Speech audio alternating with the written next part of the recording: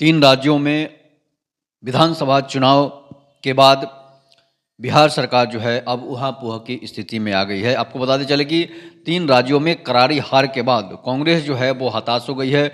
India गठबंधन जो है वो हताश हो गई है। इसलिए हताश हो गई है कि 3 बड़े राज्यों के जो रिजल्ट आए हैं उससे लगता है इंडिया गठबंधन अब टूटने वाली है। इंडिया गठबंधन में अब कोई ऐसा रह नहीं जाएगा जो इंडिया गठबंधन को एक सूत्र में बांध सके। इसलिए कि इंडिया गठबंधन की हार जो आपने देखा उससे लगता है कि अब ये इंडिया गठबंधन नहीं बनेगी।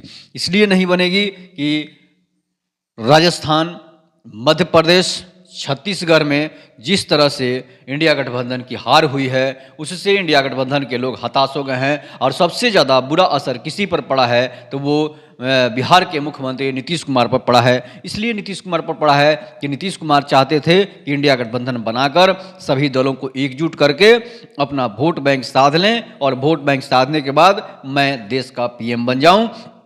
और ऐसे में जनता ने उन्हें दिखा दिया है कि आप हिंदू विरोधी राजनीति नहीं कर सकते हैं, आप तुष्टीकरण की राजनीति नहीं कर सकते हैं और इससे भी बुरा हाल अगर होगा कहीं तो वहाँ वो बिहार में होगा। इसलिए बिहार में होगा कि जिस तरह से बिहार सरकार ने हिंदुओं की छुट्टियां काट दी है, जिस तरह से बिहार ने बेरोजगारों की स्थिति कर दी है, जिस तरह से बिहार ने संविदा कर्मियों की स्थिति कर दी है, उससे लगता है कि बिहार में जो है अब नीतीश कुमार का स्थिति, आज नीतीश कुमार बीमार पड़े हैं तो कल वो बीमार फिर से पड़ जाएंगे। इसलिए इस खबर को जब सुने होंगे कि 3 बड़े राज्यों में इंडिया गठबंधन हार चुकी है तो नीतीश कुमार पर इस पर नकारात्मक प्रभाव जरूर पड़ेगा और नीतीश कुमार इससे दुविधा में पड़ सकते हैं। नीतीश कुमार को इससे बीमारी लग सकती है। आपने नीतीश कुमार का जो विधानसभा में स्टेटमेंट सुना, नीतीश कुमार का जो इस तरह से बयान आया, उससे यही लगता है कि नीतीश कुमार की दिमागी हालत जो है वो ठीक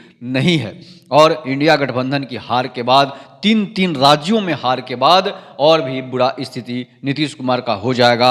एक तरफ बेरोजगारों के लेकर जो है कि बेरोजगारों के बारे में नीतीश कुमार किस तरह से बरगला रहे हैं, संविदा कर्मियों से लेकर जितने भी बिहार के कॉन्ट्रैक्ट कर्मी हैं उनको 6-7 सालों से जो है बिहार सरकार बरगला कर रखी है, लेकिन पैसे जो है वोट की लालच में सिर्फ शिक्षकों को बहाल कर रही है, वो भी दूसरे स्टेटों के शिक्षकों को बहाल कर रही है। जब बिहार के लोग बेरोजगार रह जाएंगे, बिहार के युवा बेरोजगार रह जाएंगे तो आप किस पर वोट की उम्मीद कर सकते हैं। यूपी वाले आपको वोट नहीं देने आएंगे, मध्य प्रदेश वाले आपको वोट देने नहीं आएंगे, झारखंड वाले वोट देने नहीं आएंगे। आपको वोट देंगे तो सिर्फ और सिर्फ बिहार के युवा बेरोजगार और बिहार की जनता वोट देगी। लेकिन आप दूसरे राज्यों के लोगों को नौकरी देकर यही साबित करना चाहते हैं कि आपको बिहार के लोगों के वोट बैंक से कोई मतलब नहीं है। इसलिए कि आपने तेजस्वी यादव, तेज प्रताप यादव को भी देखा होगा कि जो बिग बॉस में बिहार की मनीषा रानी थी तो उन्होंने अपने जाति के इल्बिस यादव को सपोर्ट कर दिया। तो इसी से लगता है कि उसको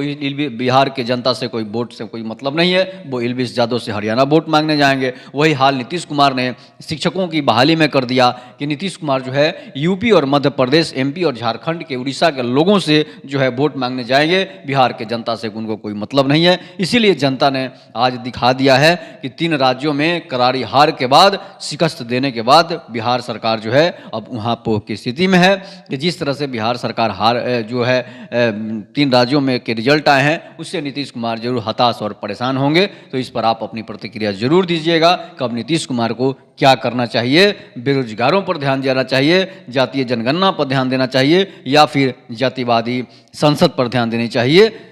आपने जनता का देखा कि जातीय जनगणना का जिस तरह से पूरे देश में शोर हुआ, इसी से जनता ने उस जातीय जनगणना को की बातों को भी नकार दिया और 3 राज्यों में बीजेपी को पूर्ण बहुमत से सरकार दे दी।